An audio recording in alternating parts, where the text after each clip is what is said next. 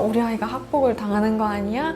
친구 관계에서 지금 누가 우리 아이를 따돌리고 있거나 뭐 나쁘게 행동하는 거 아니야? 하는 너무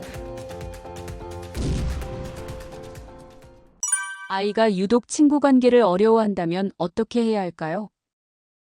이제 친구 관계로만 얘기해도 정말 1시간 얘기할 수 있을 정도로 되게 다양한 어려움도 많은데, 저는 일단 저학년 같은 경우는 자신의 의견을 적극적으로 얘기를 하기가 좀 어려워하거나 친구 관계를 적극적으로 다가서기 어려워하는 경우를 좀 생각을 해봤고요. 또 고학년 같은 경우에는 좀 굳이 다가설 필요를 못 느끼는 반면에 학부모님께서는 그래도 친구는 있어야 되지 않겠냐 해서 좀 친구 관계에 어려움을 겪거나, 또는 속상한 걸 좀 대화로 잘 풀어내야 하는데 뭐 요즘 단톡방이나 이렇게 뒤에서 하는 얘기들도 많잖아요.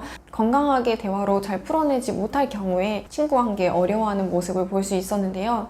초등학생이 이제 또래 집단기이기 때문에 나를 떠나서 함께 협력해서 뭔가 과제를 수행할 때 좀 유능감을 느끼고, 거기서 성공을 했을 때 성취감을 느끼는, 그래서 좀 자아가 좀 성장하는 단계란 말이에요. 좀 친구 관계를 어려워하는 학생들 같은 경우는 나에서 생각이 끝나는 경우도 꽤 있어요. 그래서 이런 경우는 이제 가정에서도 우리를 꼭 생각하게, 이제 동생, 엄마, 아빠도 같이 생각해서 너만 생각하지 말고 나랑 너, 우리를 다 같이 생각해서 말하고 행동할 수 있게 계속 교육을 시켜야 한다고 생각을 하고 있고요. 그게 아니라 학생이 좀 불필요한 따돌림이나 견제를 당해서 친구 관계를 어려워하는 경우에는 가정에서 무엇보다도 지지해주고 가정에서만 할 수 있는 작은 성취감 있는 것들을 조금씩 주면서 이것도 잘 해낼 수 있다라는 성취감을 계속 주고 정서적인 지지를 해주는 것이 중요하다고 생각합니다. 그렇다고 막 이렇게 징징거리는 걸 다 들어줘라 이런 건 아니고요. 저희도 이제 겪었듯이 친구들과의 관계 문제가 생기면 괜히 집에 와서 편하고 만만한 가족들한테 훨씬 더 화풀이를 많이 하잖아요. 근데 그런 걸 다 받아주라는 얘기는 아니고요. 가정에서 너무 당연한 거 있잖아요. 뭐 작은 집안일부터 해서 소속감을 느낄 수 있는 것들부터 시작해서 아이들의 해낼 수 있는 작은 미션을 좀 주고, 칭찬을 통해서 아이가 좀 가정의 소속감도 느끼고 엄마 아빠한테 좀 말할 만하네 하고 마음이 좀 터너졌을 때 부모님께서 조언을 해주셔야 아이들에게 훨씬 더 먹힌다는 것을 말씀드리고 싶습니다. 우리 아이가 따돌림 당할 때 보내는 신호가 있나요? 대화가 가장 중요하다고 생각하거든요. 이제 고학년으로 갈수록 이제 남학생 같은 경우는 집에 들어가면 대화를 잘 안 해요.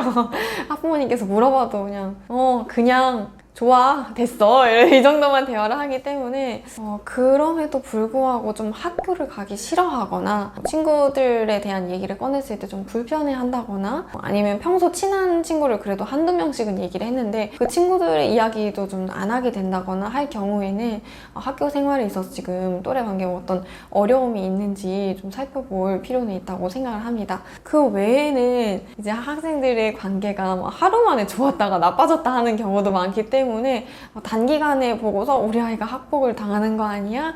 친구 관계에서 지금 누가 우리 아이를 따돌리고 있거나 나쁘게 행동하는 거 아니야? 하는 너무 큰 걱정을 가지고 있지 마시고, 아이들도 근데 또 대화를 하면서 이게 해결해 나가는 것도 굉장히 큰 성장에 중요한 배움이기 때문에 웬만한 교우 관계랑 또래 관계는 아이들이 학교에서 잘 해결하고 올 수 있도록 최대한 아이들한테 좀 믿고 지지하고 응원한다는 것들을 좀 많이 얘기해 주시는 게 더 중요한 것 같습니다. 요즘 아이들의 ADHD 심각성은 어떤가요? 교사가 학급의 ADHD를 판정을 받은 아이가 아니라면은 함부로 이렇게 교사가 진단을 하거나 할 수는 없는 상황이에요. 그런데도 이제 눈에 띄는 학생들은 있어요. ADHD인지 아닌지 몰라도 부모님께서 조금 더 눈여겨봐야 될 경우인지 정리정돈을 심각하게 못하거나 자기 주변이 너무 더러워서 그래서 이제 공부를 아예 집중을 할 수 없는 상황이라던가, 집에서 이제 숙제를 해야 되는 상황에도 조금 하다가도 막 다른 생각이 너무 잠겨 있다거나, 좀 물어봤을 때 대화에서 맥락을 잘 못 잡거나 하는 경우에는 이 아이의 집중도가 어떠한지 좀 점검할 필요는 있다고 생각합니다. 사실 어떻게 교육보다는 정말 교육 전에 진단을 먼저 해보시는 게 어떤가라고 조심스럽게 생각을 하는데요. 왜냐하면 아이들도 친구들과 잘 지내기 위해서는 수업 시간에 어떤 모습을 보여주느냐도 굉장히 중요하거든요. 근데 수업 시간에 집중을 잘 못하거나 선생님한테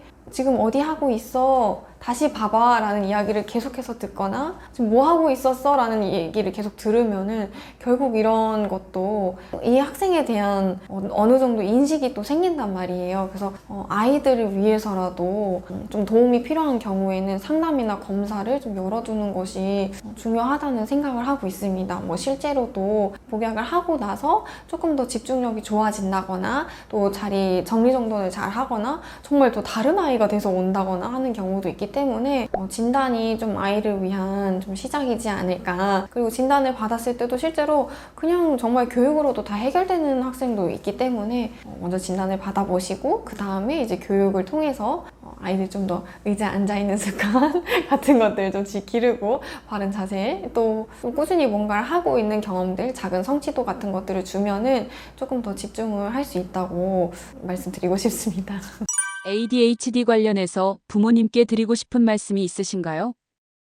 진단이나 약 복용에 대해서 좀 덜컥 놀라시지 않았으면 좋겠다라는 말씀을 드리고 싶었어요.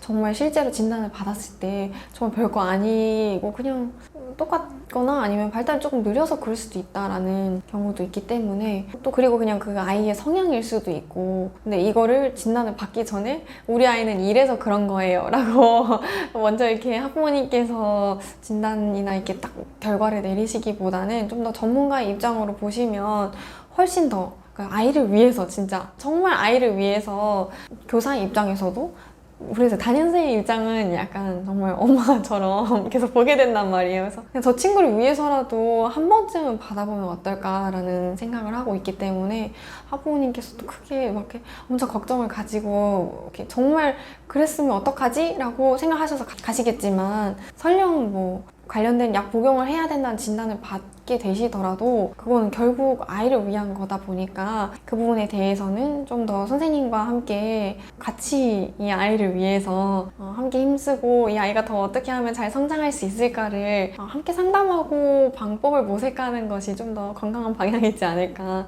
그렇게 말씀해 주시면은 담임 선생님의 입장으로서 더 너무 감사하거든요. 이 아이를 위해서 더 제가 더 노력하고 더 알아보고 해주고 싶은 게 더 많아지기 때문에 학부모님께서 조금 더 많은 정보를 알려주시면 알려주실수록 저희는 더 좋습니다.